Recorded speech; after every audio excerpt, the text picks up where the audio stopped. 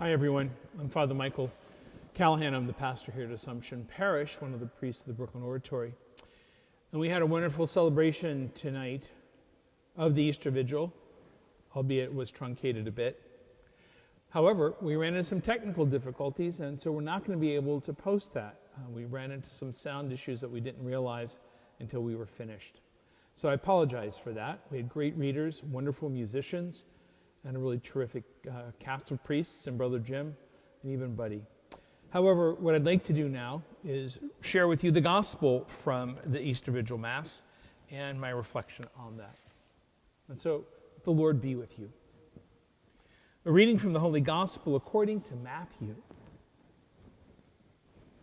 After the Sabbath, as the first day of the week was dawning, Mary Magdalene and the other Mary came to the tomb, and behold, there was a great earthquake. For an angel of the Lord descended from heaven and approached, rolled back the stone, and sat upon it.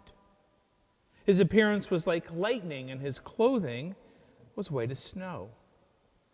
The guards were shaken with fear of him and became like dead men. Then the angel said to the women in reply, "Do not be afraid. I know that you are seeking Jesus, the crucified.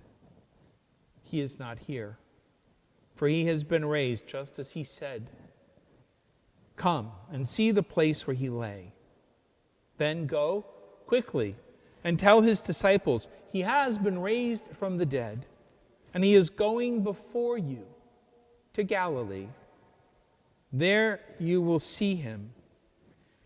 Behold, I have told you." Then they went away quickly from the tomb, fearful yet overjoyed, and ran to announce to his disciples.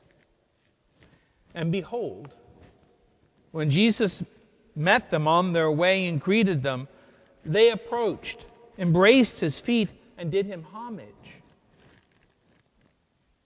Then Jesus said to them, "Do not be afraid.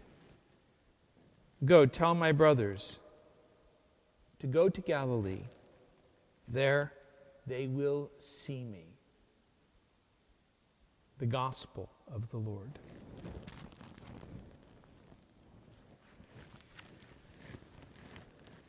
I've had a chance to do some extra reading in these days. And the other day I read a reflection that came to me in a newsletter by Healing Voices. Healing Voices is a network of survivors of clergy sexual abuse and all those who support them in their journey of healing and wholeness. Survivor Weena Schaffler reflected on the sense of emptiness in the tomb that we encounter, and that sense of emptiness it can bring in our lives. Emptiness, she wrote, may mean lifelessness, loneliness, isolation, fear, hunger, abandonment, exclusion.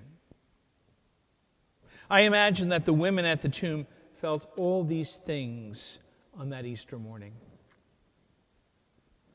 Weena goes on to say that as children, we haven't the capacity to experience loss as transitional. We stall.